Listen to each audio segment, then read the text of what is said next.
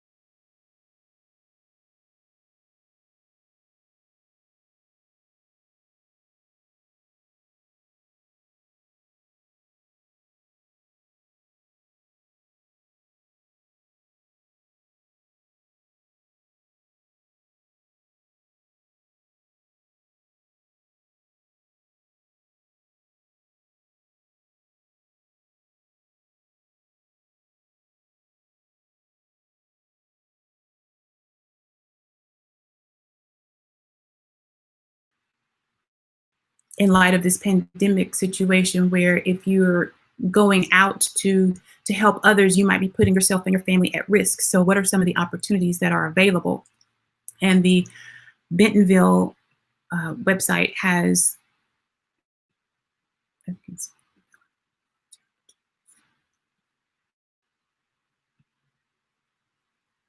I'm sorry, it's the Rogers one. They have community resources across Northwest Arkansas. So check out that website, check out those organizations, call them, find out exactly what you can do to help support your neighbors. Let's see, do I have any other questions? Hi, Virginia. Andre from Virginia. I hope all is well with you guys there. Thanks for tuning in. So from there, we mentioned volunteer opportunities, and I want to bring Matt on now, because one of the things that he has done, I mentioned at the start that he is the executive chef for The Hive, which is a restaurant at 21C here in Northwest Arkansas. And he's a leader in the community, especially as it relates to support for hospitality workers and those in the industry. And one of the things that he did right before he was personally impacted by this pandemic was to host a hospitality family meal for hospitality workers here in Northwest Arkansas. So I'm going to bring Matt on and allow him an opportunity. Hi, Matt. Good morning. Good morning. Good morning. And so I've been singing your praises before I brought you on, sharing with our listeners and our viewers some of the work that you've done in Northwest Arkansas to help support the hospitality workers here in the area. And I was just about to mention the hospitality family meal. But rather than me talk about it, I'd love for you to share with folks what you did in your individual capacity to be of assistance to those within the industry, our fellow neighbors. Yeah, so thanks for having me on today. So this was last Wednesday, I think it was the March 25th. At that point, the hotel was still open. We had the restaurant closed. And the Monday prior, so I guess that was the 23rd, we had an idea to host this, just open up this, family meal. In restaurants, we have family meal before we usually have service. And it's an opportunity for the cooks and the servers and, basically everybody on the team to eat, ideally at the same time with one another. It doesn't always work out like that. But Is this when you share the specials and what is made of, what the special ingredients are, so they have a chance to share that with the clients, the patrons that come in? Exactly. Yeah. So it's sort of the time that everybody sits down and they're eating. So we capture their attention, hopefully, and tell them the specials and, any new dishes or any just relevant information. But so that Monday we just decided, okay, this, the writing was kind of on the wall with this thing. I felt that, the restaurant was probably not going to be open for more than a week, so, we took that opportunity to, put together, I called two of my purveyors. I think, that's one of the things that's happened so fast. Everybody was sort of left, it went from like normal day-to-day operations with amounts of ordering and inventory for, restaurants, for all the purveyors that we work with. And then all of a sudden it just stopped. So, Kimball Thompson is a produce company that I've been using for years. They had a lot of food that they were, trying to get creative with how to sell, and but more than they could sell. So I drove down to Lowell, and Chris Thompson gave me as much as I could take, really. Okay, wow, great.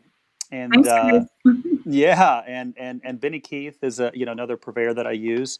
And same deal. I emailed the general manager, Rusty Mathis, and I said, hey, I need some meat. And he like next day sent me some beef. And and that's really, that was really it. Like we had um, really had to trim staff down from closing or closing the dining room.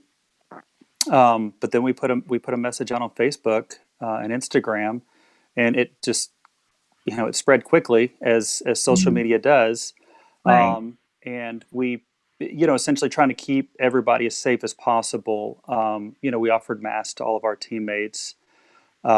We had guests or our community just drive up in front, tell us how many meals that they need. We'd go in, we'd pack it all up and just bring it out to their car so they could Mm, drive off. And mm, yeah, it was very well received. I think I've received a lot. Yeah, there were other restaurants that that reached out that said that they'd love the idea, and they'd felt the need to do something as well. But and I mm, think I think some of them still plan to do something like this. But mhm, um, mhm, I mean, I will say, like, it wasn't just the kind of independent restaurants. It was chains. It was anybody. I think a lot of people don't realize that even local chains usually have a local owner. They have local mhm, employees. mhm, It may feel like they're not connected to the community, but I mean, mhm, they are. The people that work there. I'm an mhm, employee. I merely work at a restaurant, mhm, mhm, um, but I live locally, and and I think just like a really high quality hot meal, just mhm. no strings attached, Right. was How many people were you all able to serve meals to? originally I had planned. I was like, okay, we'll prep for like. I was looking at my walk in. I was looking at how much food that I had available, and I was like, Mhm. okay, 75 to 100 would be good. Okay. Okay. And I posted it on Facebook, and um, it it was shared. I forget that night I looked at it, and it had already been reached like 15,000 people, and I got really anxious. I was like, oh man, we are Or going to run out of 15,000 people food gonna show up real at the fast. restaurant. Yeah, we're going to run out of food real fast, and Yeah. so we scrambled a little bit, but I think we had around 300 Mm, mm. meals that we served, and Great job. Great um, job. it was great. We had and it was on Wednesday, and I think this is kind of a testament to the hospitality industry. We a lot of times we're asked for a lot. If I'm sure you've gone to these charity events where they're trying to raise money, Mhm, and then there's probably an auction item. A lot of mhm, times you hear restaurants names in those auction items. mhm, Um, that's because the restaurant donated that. I think that, and so there's sort of this, I don't know, this just real giving aspect mhm, to the hospitality industry. I mean, mhm, I enjoy taking care of people, mhm. Right. and I think we have a lot of that in common. But uh, but yeah, so this family meal, it was kind of our last opportunity to do that. I mean, I think that um, you know we knew it was happening Yeah. earlier that day. We had gotten the news that we were going to close the entire property on Saturday, and Okay. and despite knowing that we're all getting laid off, everybody on the team like rose to the challenge and worked really hard Mm, to be able to serve the community sort of one last time. mm, mm. So you mentioned that the property closed, and so the entire staff laid off, including yourself during that? Yeah, yeah, and I will say, like, if you listen to the experts, they're saying like stay at home, and I Mhm, think I think closing the property was a very difficult decision, but mhm, absolutely the right one. You know, m- just my own personal, my wife is working from home right now. We have two small kids, mm, and they're all able to stay at home, but it was me that was leaving the house, mm, and mhm, sort of the variable in that equation, and now it's I feel it's just safer. It's time to just hunker down and weather the storm. yeah. I mean, we're getting, information and guidelines on how to disinfect our groceries when we come in from the grocery store, to wear gloves when we go to the mailbox, to not contaminate, bring the outside clothes to inside of the house, like having almost like a disinfecting area or chamber, I would say, like in the garage or the front porch. She just sneezed. That's my daughter on the other side. Do I need to? I'm not paranoid. Is she wearing a mask? She is not wearing a mask. She did cover. Yeah. Are you guys following the CDC guidelines inside the house? Is that? We got that Yeah. sanitizer spraying There we them. go. Just be safe. That's Yeah. just to be safe. There we go. No. All right. But yeah, so having the outside shoes in the garage, don't bring that into the house. All of these things in I think heightened hygiene can't ever go wrong, but we're at a point now where it's greater than anything we've ever seen in our day-to-day lives. Just as, regular Joe, regular Jane, what do you think is going to happen to our normal once this virus takes its course and we get a handle on and it's contained?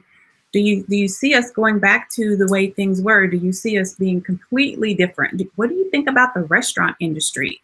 How do you see any changes in that after we come through this? Because we will come through this. We will come through this. Yeah, we will come through this. I mean, I think there's definitely going to be a new normal. And I've read, these articles of people, talking about what is the restaurant look like after this. You certainly see these online ordering apps really, being very handy, from ordering your groceries and having somebody just take them to your car at the grocery store, to delivering your food. And I think there's going to be a new And you normal. still think that's safer? You still think that's safer? I mean, I think it keeps you from having to go in the store, but you still have to wash everything before it comes in the house. So, it cuts it down. I don't think, there's, unless you live in a sphere that you grow your own food and you make your own toilet paper, I don't, you do have to, we are Have to relying interact. upon each other. Yeah. Yeah. For things. And, I think that, I think that human instinct is to gather. Mhm. We do it in restaurants, we do it at church, we do it, at Mardi Gras. I mean, for Yeah. a variety of reasons. Yeah. And, there's an energy when I think a lot of people are together. And I think that one, that will come back. Does it mean we're all going to have to wear masks? I don't know. Yeah. But I will say, I think there is going to be a new normal. I don't think people are going to be shaking hands as much as they used to, which, Mhm. and now, I'm weird when people come to the house. I'm like, okay, cool, man. Can you Mhm. stand back a little bit? Like, Mhm. I don't know. Mhm. I don't know you. I Yeah. don't know where you've been. Yeah. And Yeah. you don't know me, you don't know This where is I've been. true. So, This is true. I think it is it's kind of that, understanding we're kind of in we're in new territory here, and Yeah. we don't know all the facts. I mean, but besides the fact that this is, incredibly contagious, that's probably the most, Mhm. dangerous part about it is how contagious it is. Mhm. It's not just washing your hands. Now it's wearing a mask, and Mhm. next week, what will it be? Mhm. Well, Mhm. I think the last I heard, 45 states were on, some sort of like Shelter lockdown in place. measures. Mhm. Yeah, Mhm. shelter in place. And it yeah, this is just, unprecedented. I mean, that word keeps getting used because Yeah. it is so true. We've never been here, besides seeing this on movies. And Right. Now, doesn't uh, that kind of weird you out when you look at some movies like Outbreak now or to tell you the truth, since this has happened, I would watch those types of movies. I love movies, all genres of movies, except movies that involve possession, oh demonic yeah, possessions and exorcisms. I don't yeah, watch those. a Ouija board will freak me out. I, Yeah. I don't watch those. But when I think about some of the other movies that I had seen, and even just the one that was it wasn't even about a pandemic, so to speak, but it was one of the Fast and Furious movies with The Rock and uh, Hobbs and Shaw, and they were Hmm. trying to, prevent this virus from going out because once it did, it just had the capacity to destroy pretty much most of humanity. And those types of things take on a different tone and texture now that you look at them and it used to be so far removed. It used to be just, a matter of cinematic fiction. And now we see that it can happen. And it's really, it puts us in a different perspective. For those of you all that are on, write in the comments. Let me know some of the things that you're doing differently now, and whether you think you'll continue doing those, continue those measures after this pandemic has run its course. Also, I want to invite you all who are on to send your email address so that we can continue to keep you up to date with what's going on with the campaign, with our email newsletters, and just to stay in touch as well.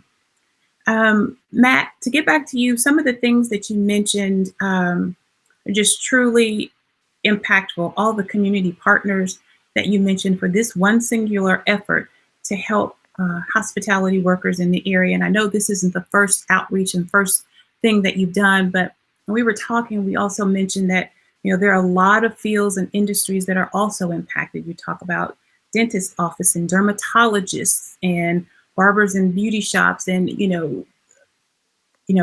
having appointments canceled and shops closed and all of those things is having a collateral effect on so many different industries, not just those initially that we would consider in the front, in the front lines for this. So it really is important for us to do whatever we can to flatten that curve, to stop the transmission, so that we can, when it is time to get back out there, we can do so in a way that's responsible and um, that helps to fire up the economy and get people back to doing the things that they love to do, and helping to support each other.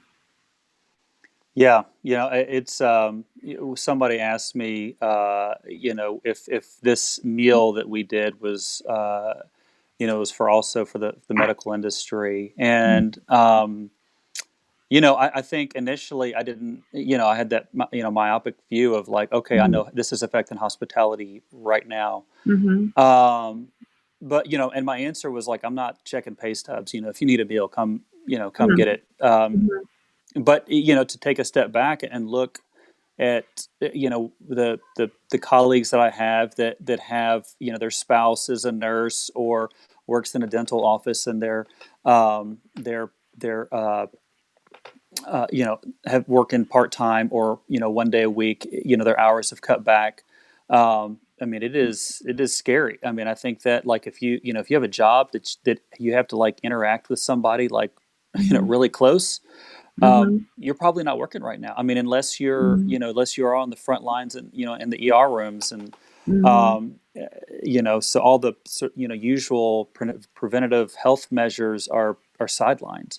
Mm-hmm. Um, Mm-hmm. and I mean, to the a farmer that I use for my Berkshire pork. I mean, he's just like us, he's rolling along. He's raising hogs. He's got, 100 loins that he was about to sell, hopefully over the next like 2 weeks, and Mm-hmm. then 20 hogs that he's got to slaughter. And you kind of have to build up to that.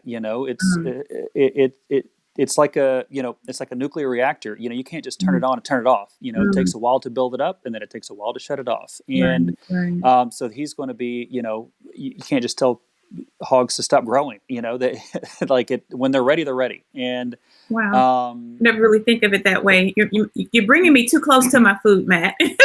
well, I mean, I will say, like it.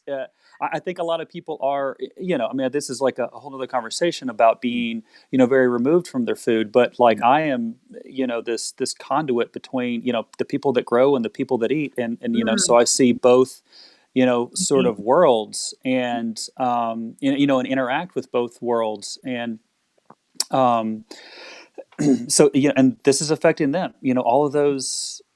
all those people that are connected. And that's just my world. What tools do dentist office need? The toothbrush and all the equipment that they need that they're used to ordering that they're Mm-hmm. not ordering anymore. Mm-hmm. Those industries are being affected as well. And um, like, I mean, I think, if you're probably like in canned goods or, face mask, business is really good right now. But, you know, outside of that, I mean, it's a tough go.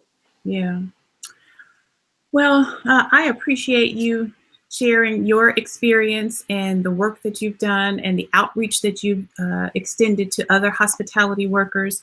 Um, we're all having our own personal sacrifices, and with your property shut down and being laid off and being home now, I know that's a part of your sacrifice as well. So we just want to lift each other up and circle around each other and do what we can to encourage and protect each other. I see we have Dr. Schroeder on the line too. Good morning, Jen. Dr. Jen. She says hi to you as well, Matt. Another one Hi. of our friends in the healthcare industry on the front lines. Thank you, Jen, for everything that you do to help keep us safe as well. Um, so I just want to say thank you, Matt, and continue doing the good work. I know that you will stay strong and do more for others in the community, particularly those in the hospitality industry. And then, we have time now to think about how we can expand our reach to other areas and to other industries and how we can reach out to them to provide support. So go on everyone, go on if you're in Northwest Arkansas, go on the Rogers.com, rogersarkansas.gov website, and there is a whole, I think about 5 pages of volunteer opportunities. And if I can, I'll link it to either this broadcast or to the Facebook page so that you can come back to it and review it at your leisure. Matt, thank you so much for joining us this morning. We appreciate everything that you do, and I look forward to having a meal with you in the near future. Sounds good. Thanks for having me. Thank you. Thank you. So we talked about some of the things that have changed in our lives and some of the what our new normals look like, and I just want to encourage everyone to stay strong and to encourage each other and to reach out and check on our friends and neighbors and to just do whatever we can. We are losing people at a rate, and we want to stop that.